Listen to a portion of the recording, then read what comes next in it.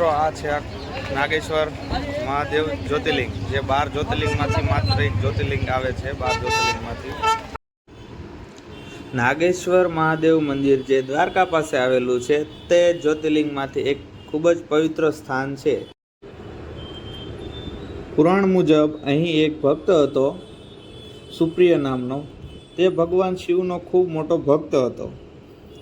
એક દિવસ બને છે એવું દારૂક નામનો દૈત્ય તેને પકડીને કેદ કરી દે છે અને કેદ કર્યો હોવા છતાં તે શિવનું નામ અને ઓમ નમઃ શિવાયનો જાપ કરે છે। તેથી ભગવાન શિવ તેના ભક્તિથી પ્રસન્ન થયા અને દૈત્ય દારૂકનો નાશ કર્યો અને તે સ્થળે શિવજી જ્યોતિર્લિંગ રૂપે સ્થિત થયા અને આજે આપણે નાગેશ્વર મહાદેવ તરીકે આપણે જાણીએ છીએ સૌ લોકો। નાગેશ્વર નામનો અર્થ એ થાય છે કે નાગોના ભગવાન। ભગવાન શિવને નાગ ખૂબ પ્રિય છે, એટલે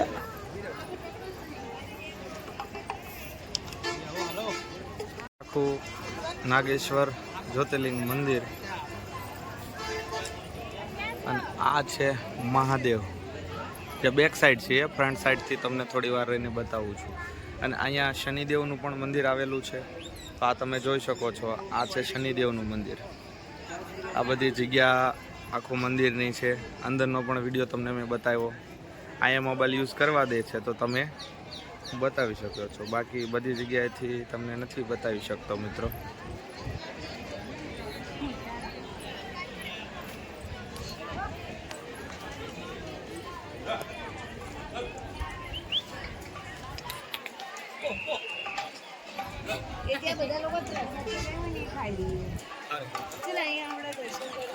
પણ ધૂણો ભસ્મ લગાને